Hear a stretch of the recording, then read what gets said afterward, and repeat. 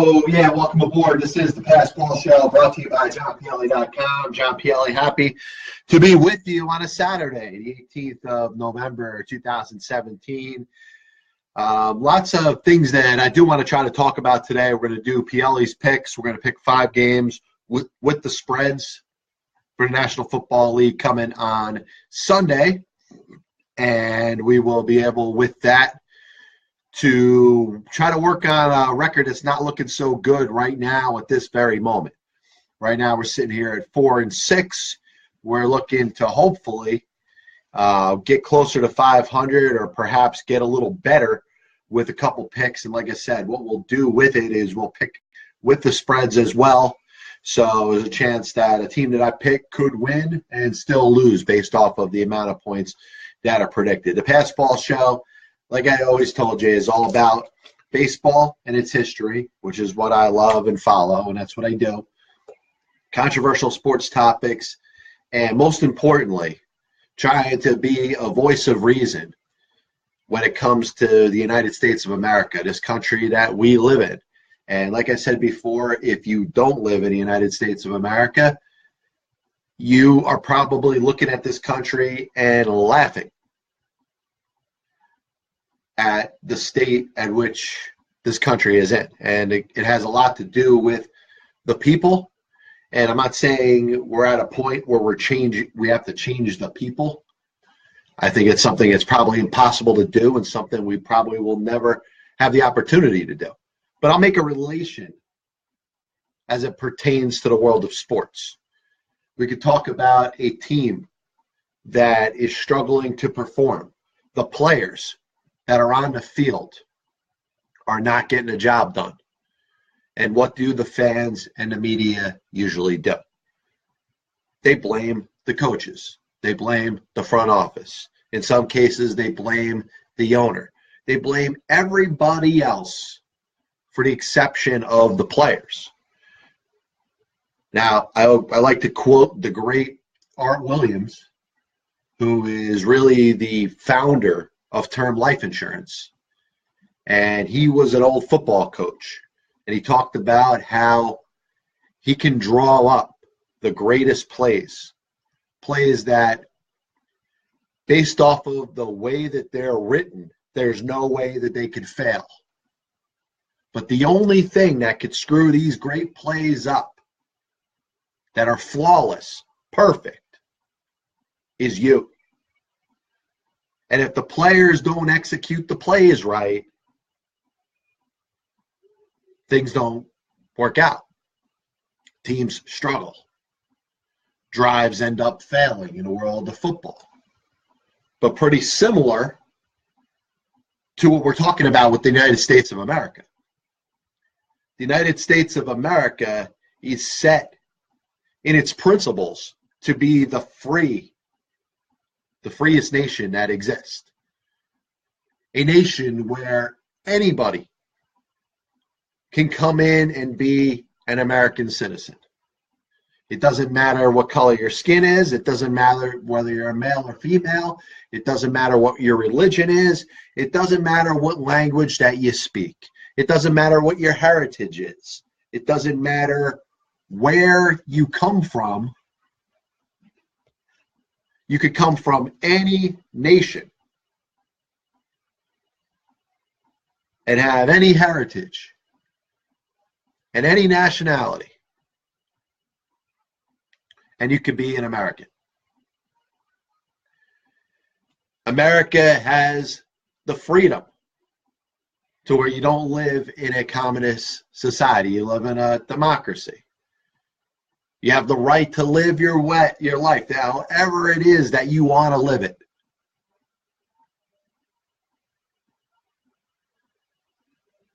So it's pretty similar to Art Williams and the plays that he put together.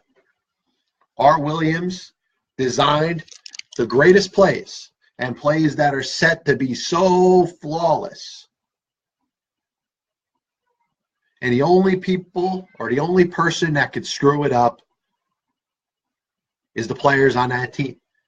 If a man misses a block, if a receiver doesn't run the right route, if the quarterback drops 5 steps instead of 3 steps, if the running back aims for the A gap instead of the B gap, the way the play was designed, the players screw up the plays.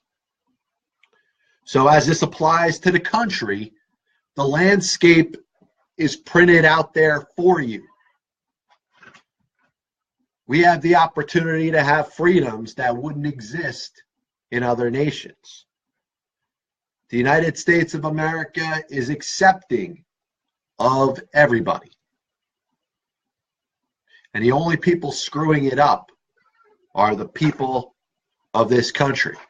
Now, we could be polarizing and decide exactly who it is to blame, but then we'd be similar to the fans and the media when it comes to that sports team. That sports team is struggling. You want to blame the coach. You want to blame the general manager. You want to blame the owner. You want to blame everybody else that is not the player. The players are the ones that are screwing it up. If you're a hardcore Republican or a hardcore Democrat, you want to pick and choose who is it that you want to blame. If you're a Democrat, you're blaming President Trump. If you're a Republican, you're blaming President Obama and the Democrats.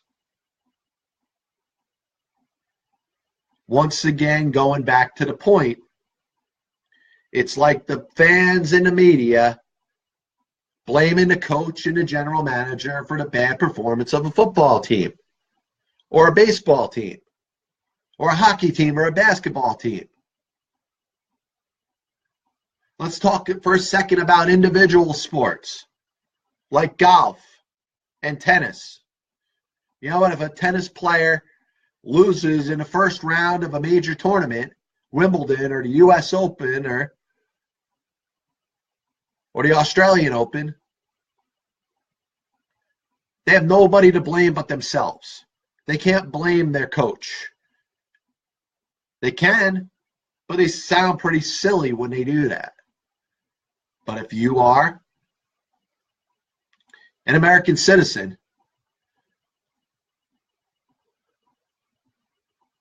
it's very easy nowadays to look at leadership and blame the leadership for the situation that you're in. Now, I understand that there are a lot of issues and a lot of things that go on in this nation, and there's a lot of things that are not fair. The goal in the end is for every man, and when I say man, of course, I mean women included. That statement was always meant to be all people are created equal. And we need to get to a point in society where we are treating everybody as equal. And not only when it comes to issues, but we are all being prejudiced when we're judging where a quote-unquote people is coming from. We say certain ethnic and racial groups are poor. And when those groups are speaking as being poor and assuming that everybody that's like them is poor, they should be speaking about themselves as opposed to the whole. I'm hoping at some point we could all speak to each other as individuals and not groups. Because for every group, I hope we can all agree on this, for every group, not everybody is the same. There isn't carbon copies and cookie cutter settings to say that every group, which by the way, we as the people choose to separate ourselves. If we all started by going back to individuals and asking questions, what is it that I want? as opposed to saying, what does my group want? We'd start to understand that there's differences amongst the people in each one of our quote-unquote groups. And I'm hoping at some point we could take a step back and start treating each other as individuals and not groups.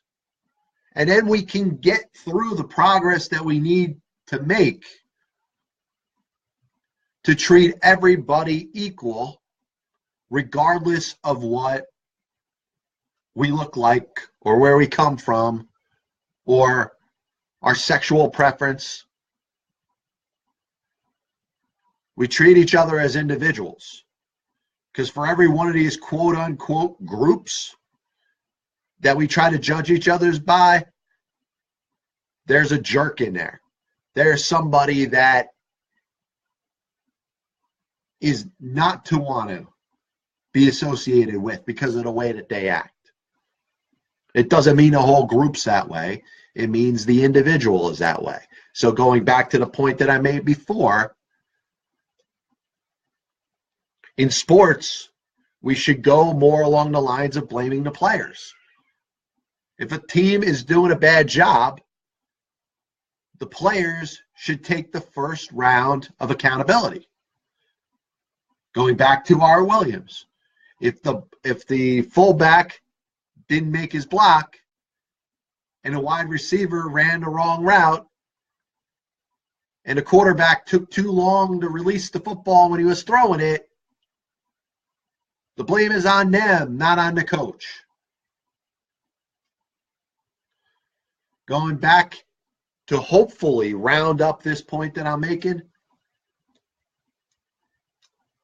if an individual is making a group look bad, he should be held accountable first by the group and then by everybody else. Because he is not, or she, is not an example of what the group is about. Once again, John Pielli, Pass Ball Show. We're going to get into Pielli's picks in a little bit. Once again, I'll pick 5 games with the spread. As we're going to get into baseball a little bit, we'll talk about the free agents. You got some top free agents that are probably going to get well over $100 million. Scott Boras was out there kind of doing his thing. He's all about using the public forum to generate the most money for his players, but also to generate the most interest in his players.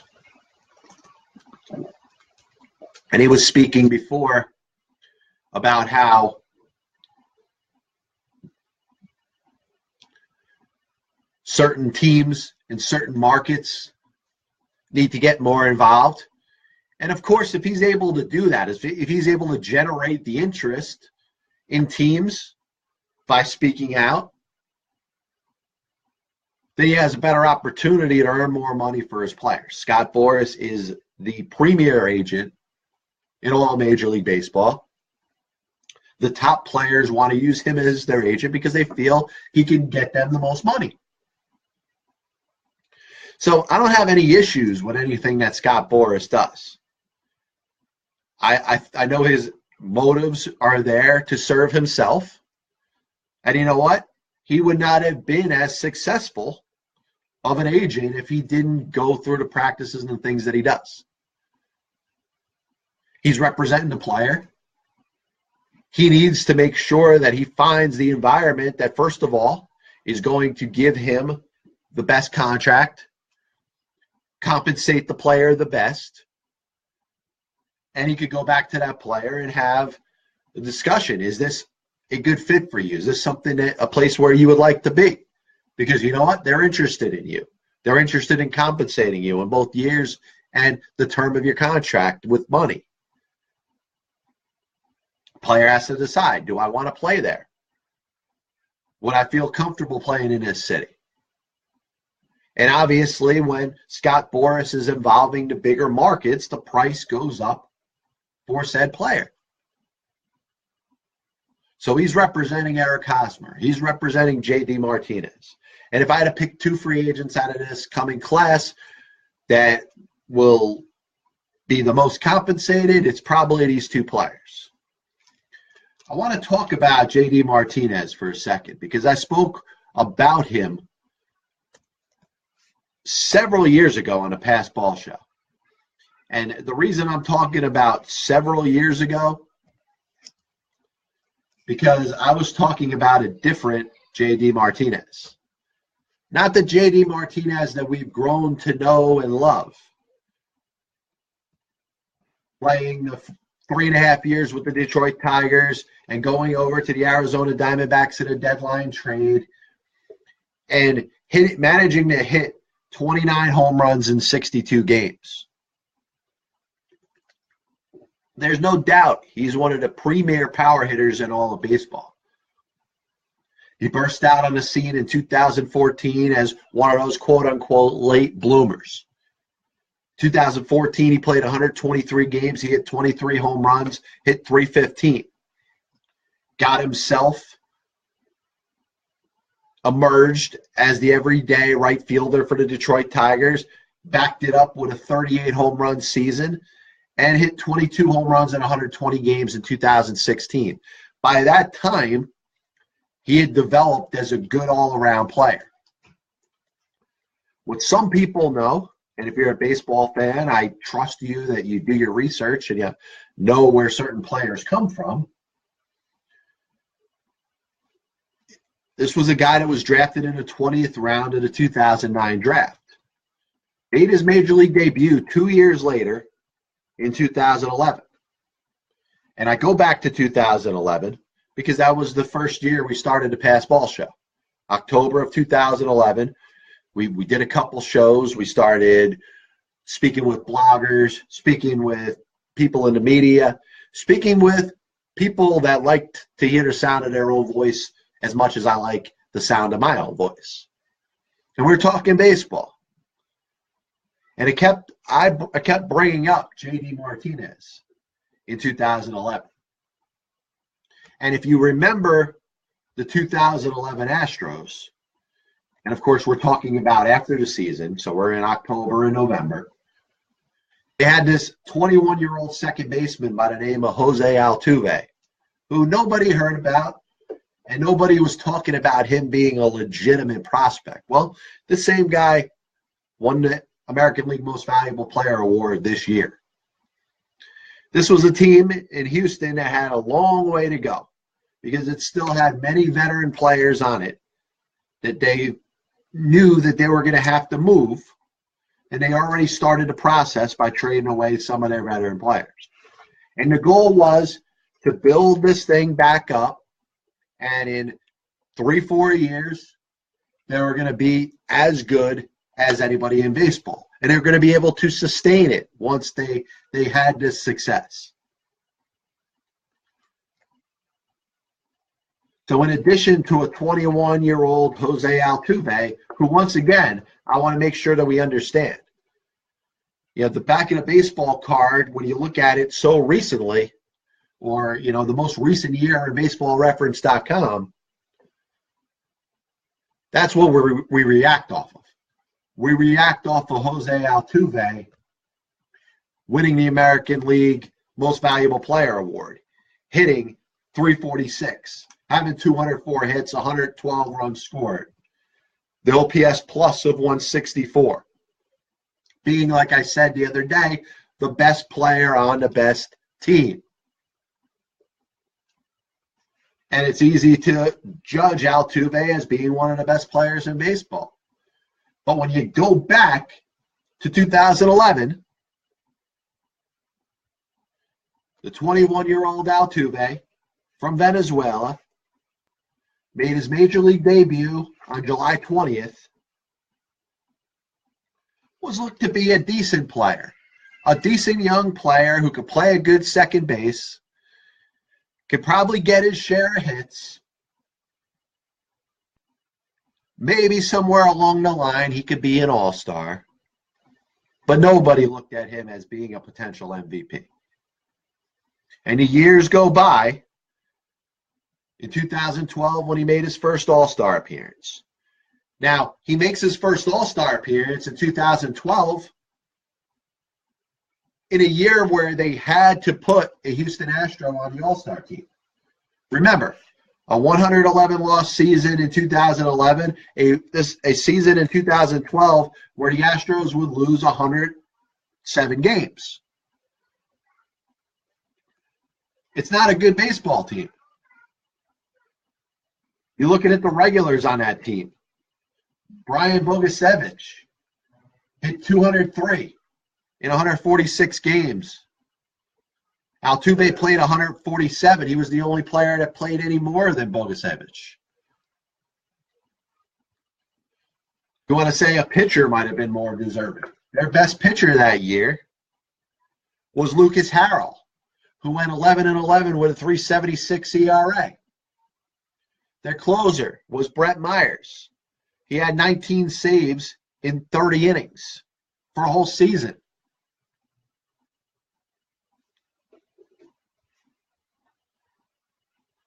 The bottom line was there's nothing that stood out when you looked at this roster when you're trying to put together an all-star or you're trying to declare that there should be an all-star on this particular team.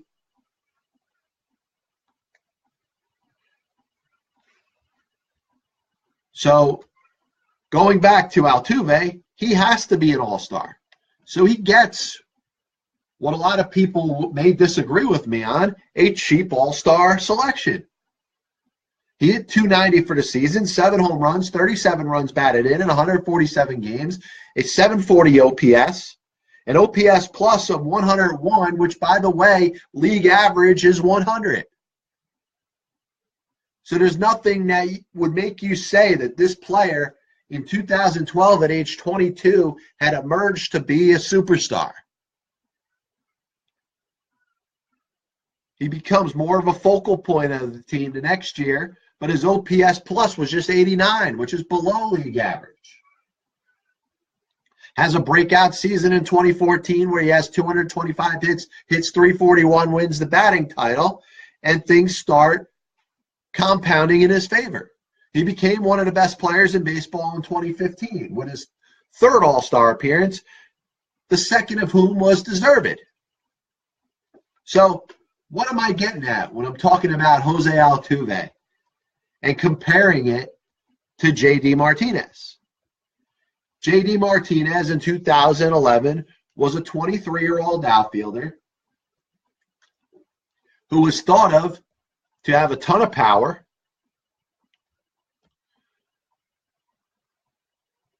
was thought of to be one of the top prospects, even though he was a 20th round pick in the 2011 draft, or the 2009 draft.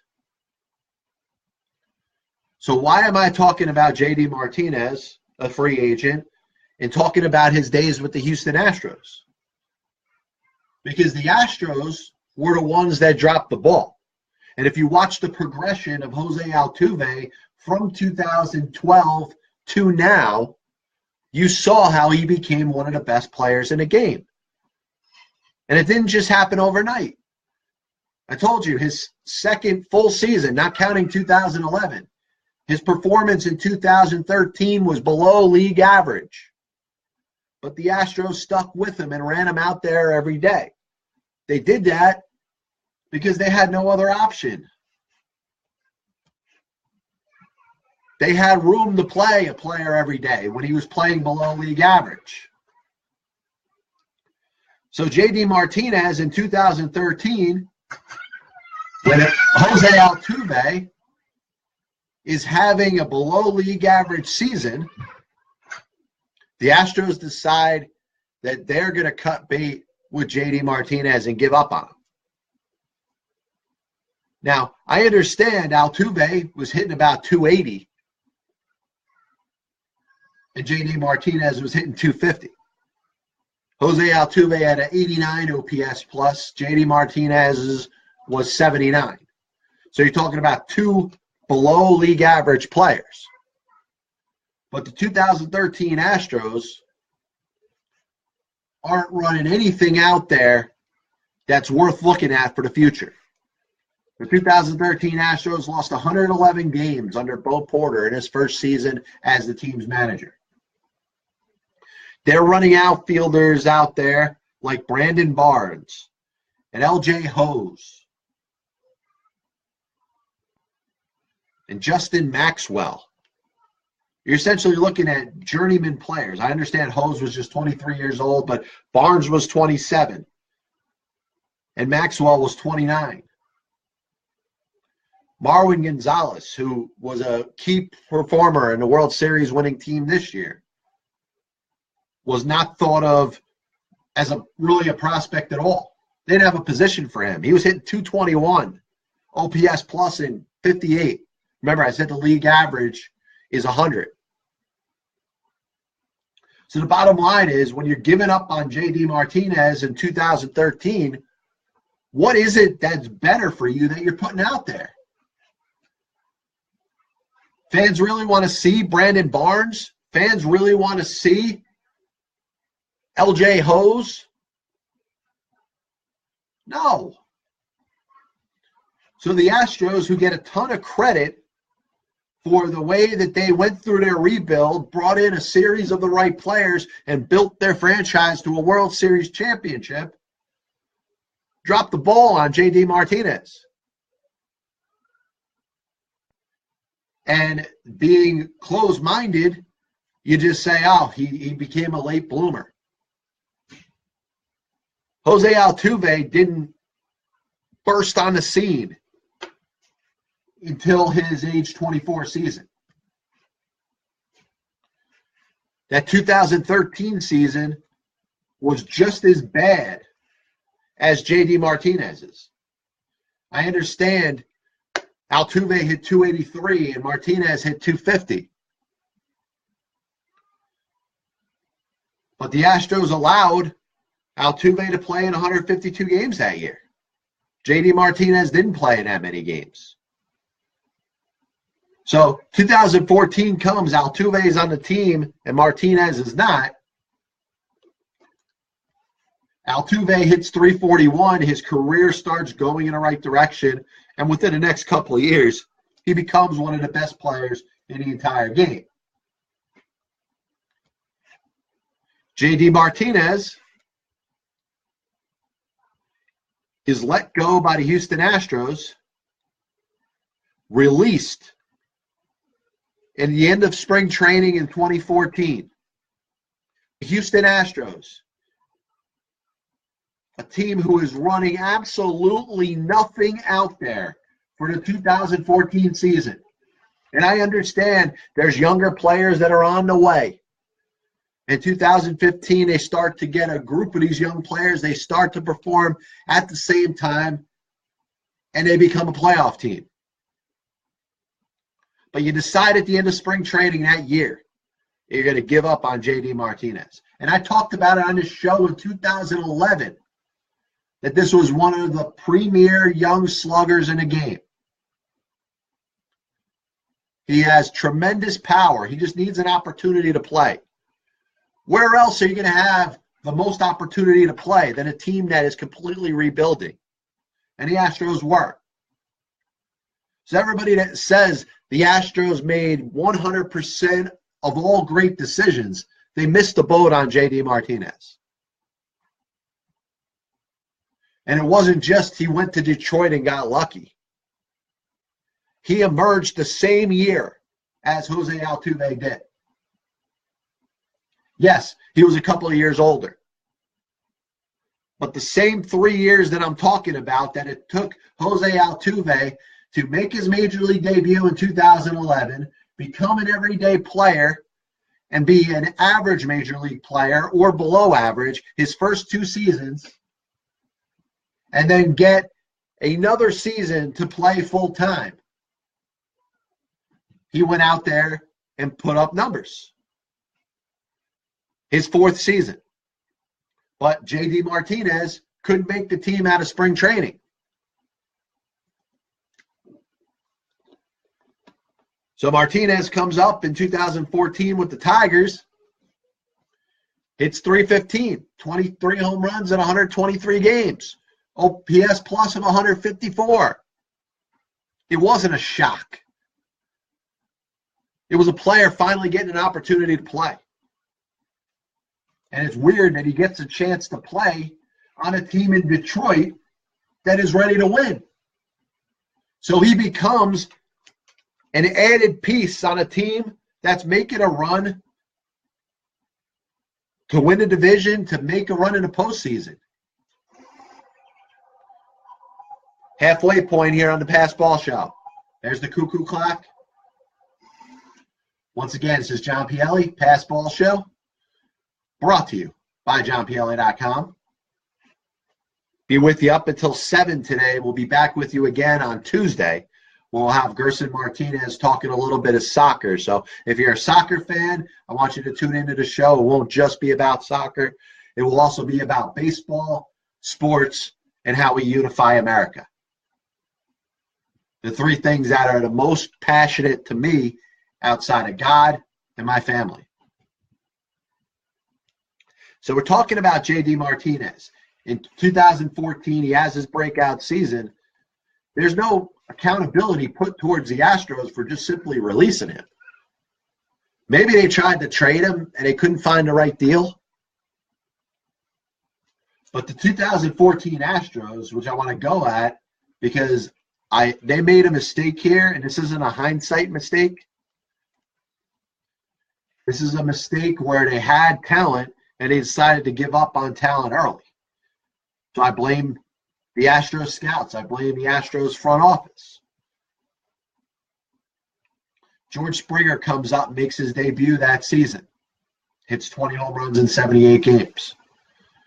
Your other outfielders are Dexter Fowler, who you know after the season you're probably going to trade, and Robbie Grossman is playing left field. I understand he's still in baseball now. He was a key contributor to the Minnesota Twins in 2017, the team that made the playoffs.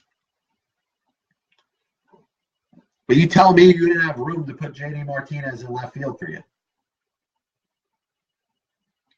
You got Chris Carter DHing, who's also a first baseman. I know he hit 37 home runs last year. But you find playing time in 2014 for Jonathan Singleton. And Jonathan Singleton may have another shot in Major League Baseball.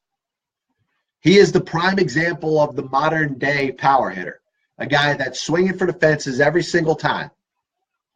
And it's either going to be a long drive or he's going to strike out. And his first cup of coffee in 2014 was way worse than anything that Altuve and JD Martinez ever did. He hit 168 for the season. He had an OPS of 620. In 95 games, he struck out 134 times and had just 13 home runs and 13 doubles. Which, by the way, I understand the 168 batting average is bad, but you want to say 168 with some power? There's a stat called ISO, which is the difference between your slugging percentage and your batting average. And that comes from giving extra bases to extra base hits. So a double, you get an extra base. A triple, you get 2 extra bases. A home run, you get 3 extra bases. So you're having the total amount of bases that you have divided into the amount of at-bats you have. That's your slugging percentage. So if you take your slugging percentage and minus your batting average, you have a stat that's called ISO.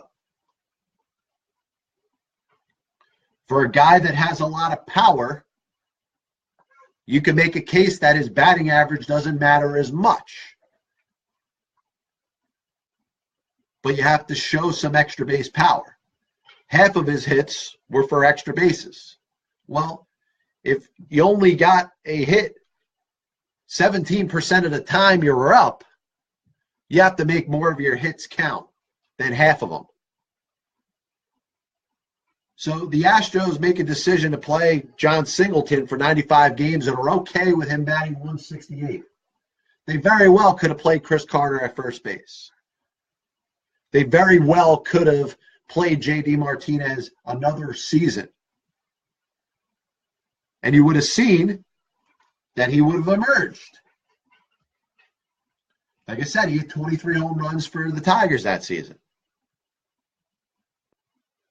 So the Astros, we could talk about how they're the darlings of baseball and they've done everything right. Yes, they won the World Series in 2017. That's all that matters. They are the world champions.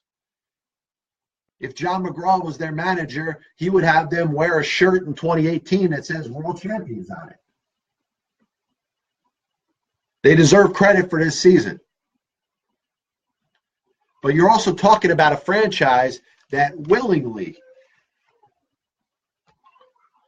lost game after game, season after season. And I understand they won a World Series championship. I said before, and I mentioned this on the program, if the Astros are going to say that it was worth it to lose 106 games in 2011, lose 107 games in 2012, lose 111 games in 2013. I understand they improved almost 20 games in 2014, but they still lost 92 games. So you're talking about 4 seasons where they were amongst the worst of the worst in all Major League Baseball.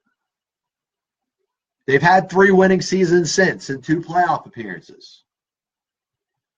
But if you're going to say it's worth just about quitting for 4 consecutive seasons in Major League Baseball, you're going to have to show a little more than 2 playoff appearances and 1 World Series championship. So going back to JD Martinez, the casual baseball fan will say, where did this guy come from? And I can pull up tape if you want. I'll provide it upon request. If you want me to throw the tape up of me talking about how big of a star JD Martinez was going to be in 2011 with the Houston Astros. I watched him in spring training.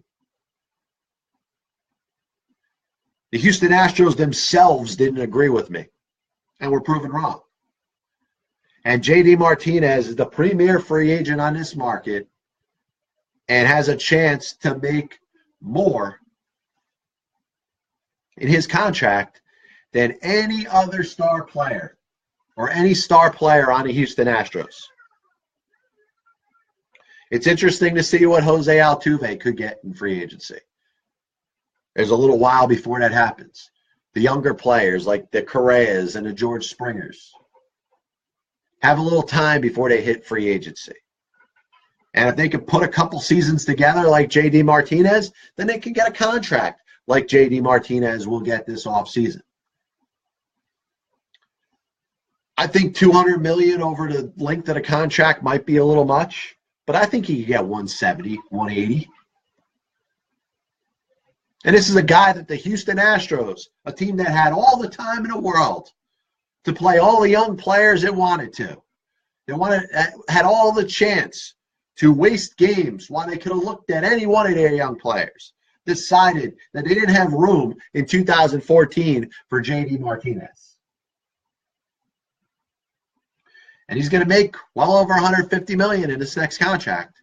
He might make $180 million. He could get $200 million. The other player I want to talk about is Eric Hosmer. And Eric Hosmer,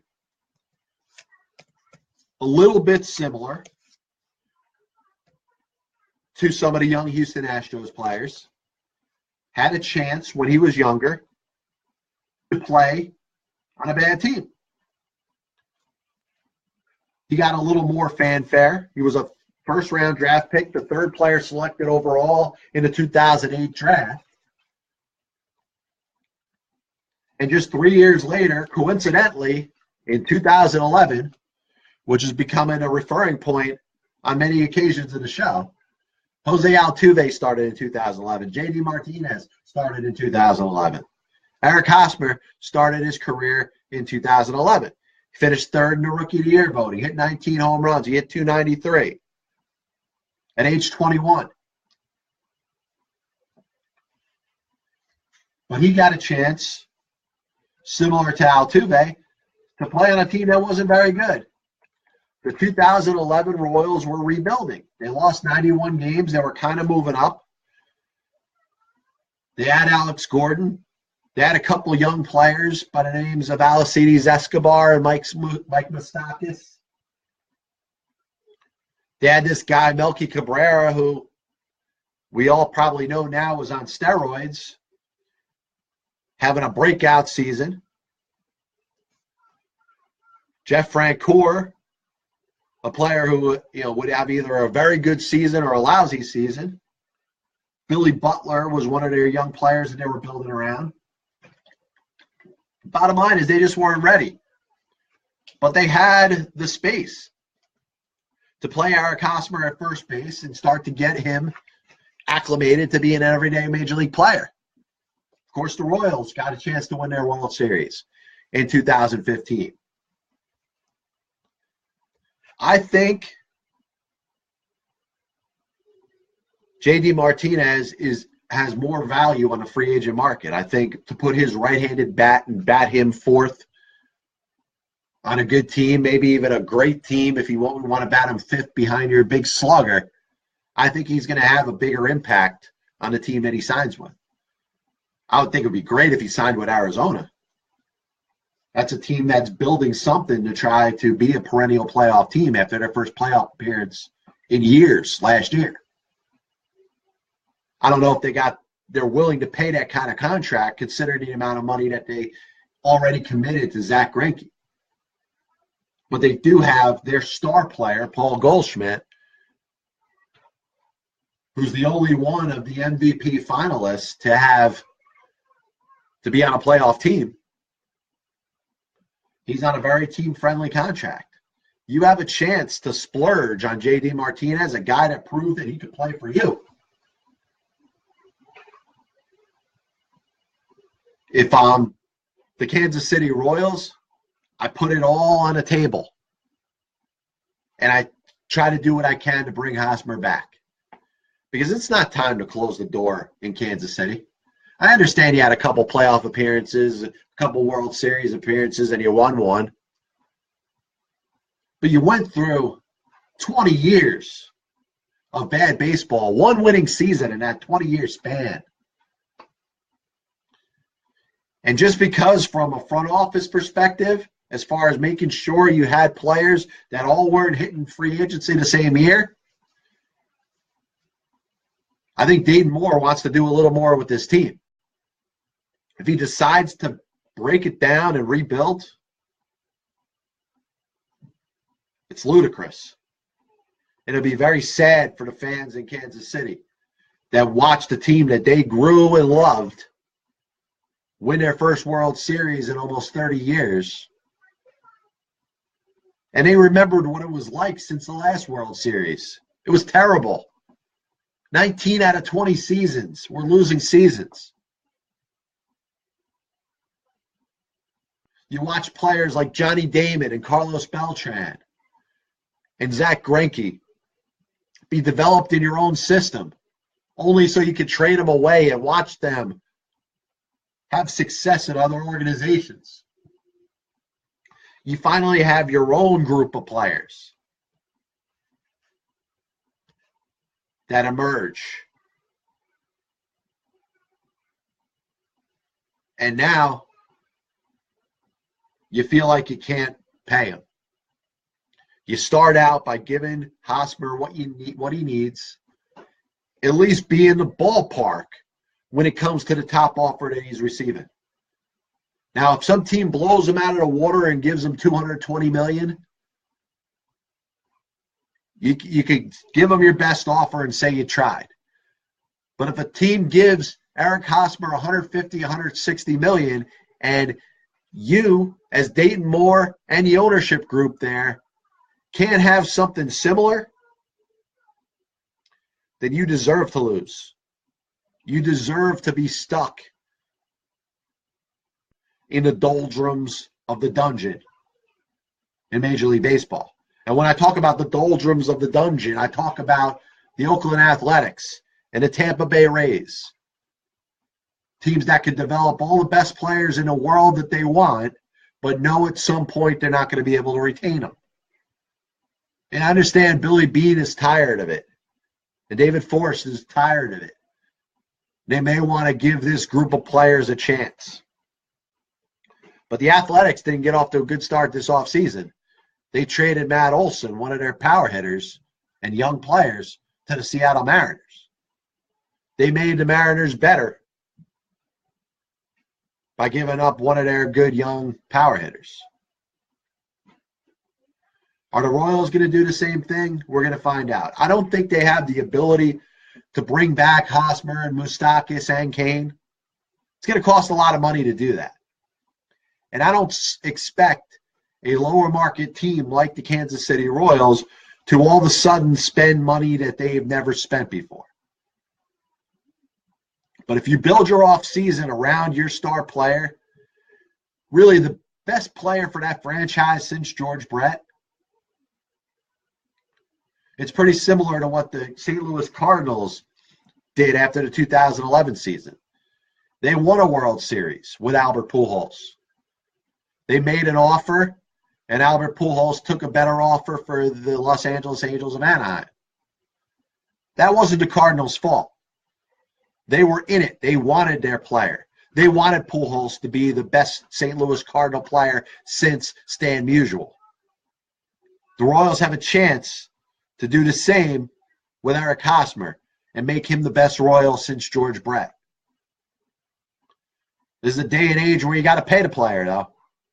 And I'd be very disappointed if the Royals don't make an offer that's up there with the best offer that's made for the Scott Boras client. Once again, John Pielli Passball Show brought to you by JohnPielli.com. We're going to get into some football picks in a little bit.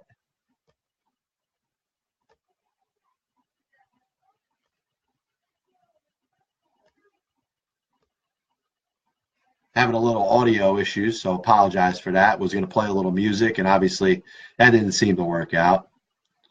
Sometimes nothing does.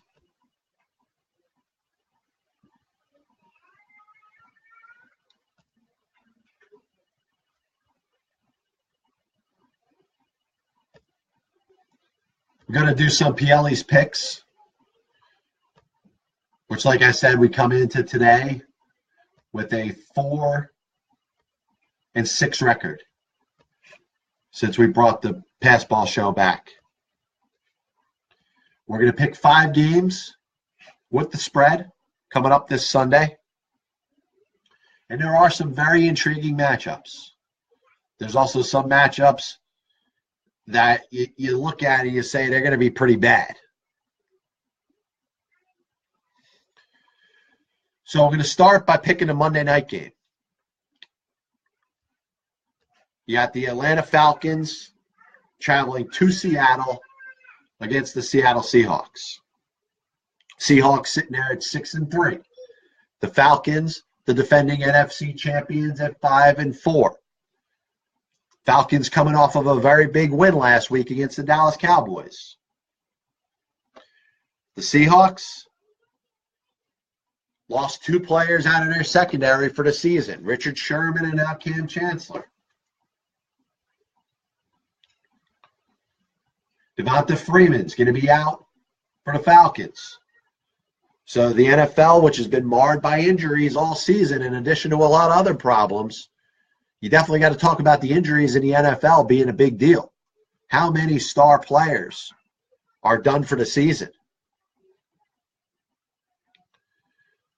Now, I'm going to start by looking at this game. Seahawks are favored by 2.5. I think this game means more to the Falcons than it does for the Seahawks. And I think the loss of Sherman and Chancellor is going to impact the Seahawks because the Falcons are known for their passing attack. Matt Ryan's going to be throwing the ball all over the place. And I think the Falcons are on to something with the win they had last week against a good Dallas Cowboy team. I know the Cowboys didn't have Ezekiel Elliott. I get it. They're missing their left tackle. They're missing their linebacker. They were shorthanded. The Falcons look like they're starting to come alive. So you're giving me 2.5 if I'm taking the Falcons. So I'm taking the Falcons. Pielli's pick number 1.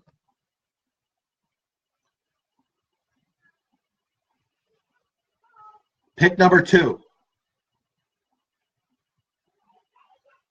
I'm going right out there after the Sunday night game. You got the Philadelphia Eagles going to Dallas against the Dallas Cowboys. The Cowboys are at home, getting 6 points. If I'm a bettor, I gotta consider putting money down with the Cowboys getting 6 at home. I understand there's no Ezekiel Elliott. I understand the left tackle's out. I understand Sean Lee's probably not going to play. The Eagles are getting or giving 6 points on the road in Dallas for no other reason than the fact that they have an 8-1 record. I know they're dominant. They're proven to be a very good team. And my Philadelphia Eagle fans are probably going to be pretty pissed at me. But I think the Cowboys in prime time on Sunday in a game that they got to win, not just to have a chance to win the division, but to have a chance to have the games mean something when Ezekiel Elliott comes back. Similar to what I'm saying about the Falcons in Seattle. This game means more to the Cowboys than it does the Philadelphia Eagles. And if the Cowboys can get off to a good start and get the crowd behind them, the Eagles can say, hey, we can lose this game and still be all right. Doesn't take anything away from what the Eagles have done this season.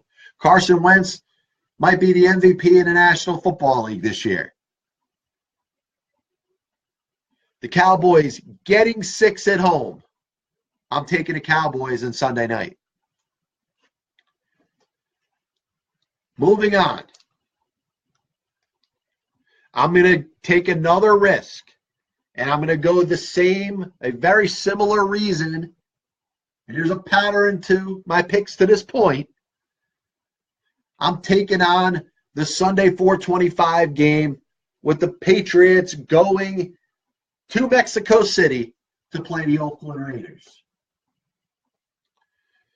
You can make a case that the Raiders are done. The Raiders have been very disappointing this year. There's been a lot to be desired when you're talking about this team's performance. They sit here at 4-5.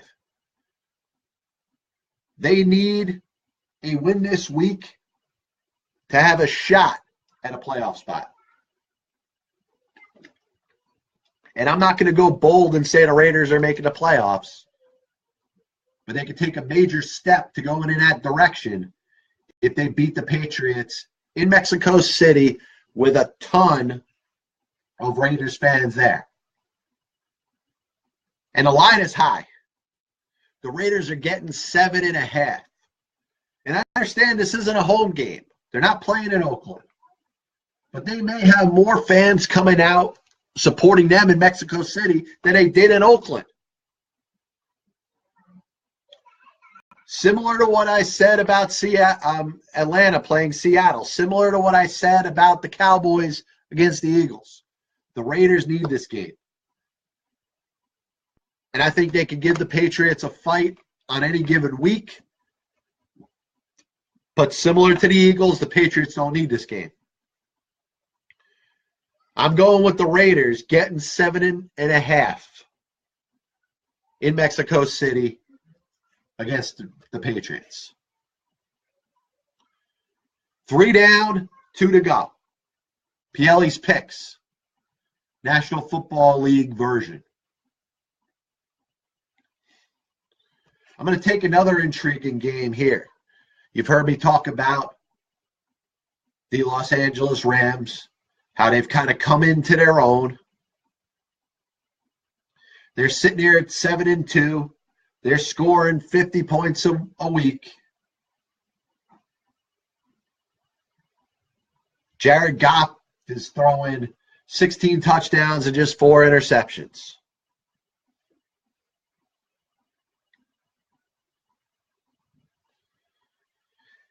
I find this game interesting because part of me wants to take the Vikings.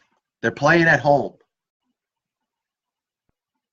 It might be a letdown game for the Los Angeles Rams. But I think this is a well-coached LA Ram team. And Case Keenum is the Vikings quarterback. He was on the Rams last year. He was their starter. The Rams are going to be prepared for Case Keenum and his tendencies. And he's an above-average quarterback. He's done a very good job this year leading a team that needed a quarterback. First was missing Teddy Bridgewater. Then was missing Sam Bradford after a solid week one.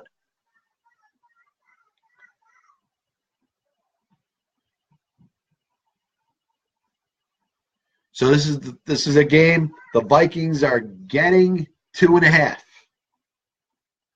Well, I'm sorry, they're giving 2.5. So I'm taking the points and the Rams in game number 4. So I'm taking the Rams plus 2.5 at Minnesota. And I'm trying to figure out, because I want to take good games throughout. I don't want to touch the Green Bay game. Cleveland and Jacksonville. There could be an upset there. Cleveland playing at home against a very good Jacksonville team. But I'm not going to touch that game either.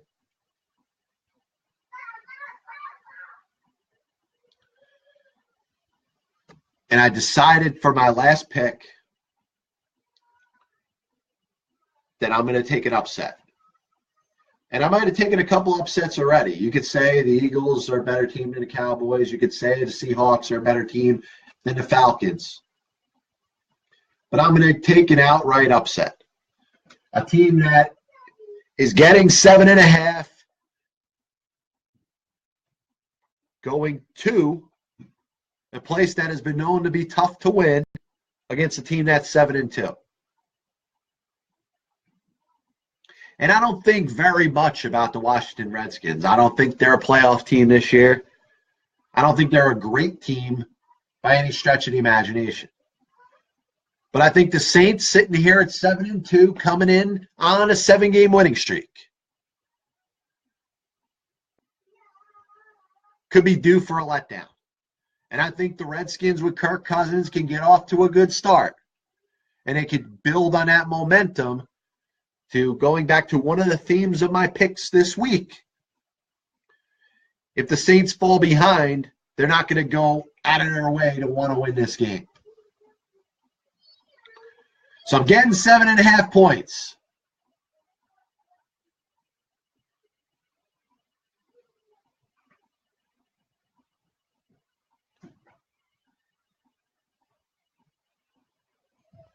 So I'm taking the Redskins against the New Orleans Saints. So if you give me a second to recap my picks, Pielli's picks, they're on the air here, so I can't back down from any of them. We're trying to improve on a 4-6 record, which includes getting 3 major league managers wrong. Only picking up a couple of games because I got the 2 Cy Youngs right. So as we get ready to leave here, Pielli's picks for this week are once again as follows.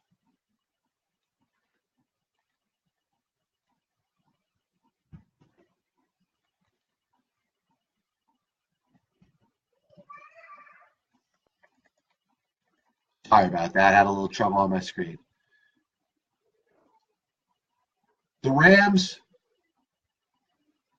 getting 2.5 in Minnesota. The Redskins getting 7.5 in New Orleans.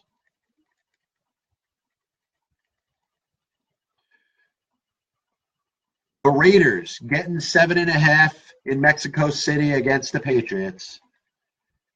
The Cowboys getting 6 at home against the Eagles. And finally on Monday night, the Falcons getting 2.5 in Seattle. Thank you for joining the program, having a couple minutes to listen to me. We'll be back with you on Tuesday, 6 o'clock, right here. This is the Pass Ball Show brought to you by JohnPielli.com. God bless you. And as always, I'll see you on the other side.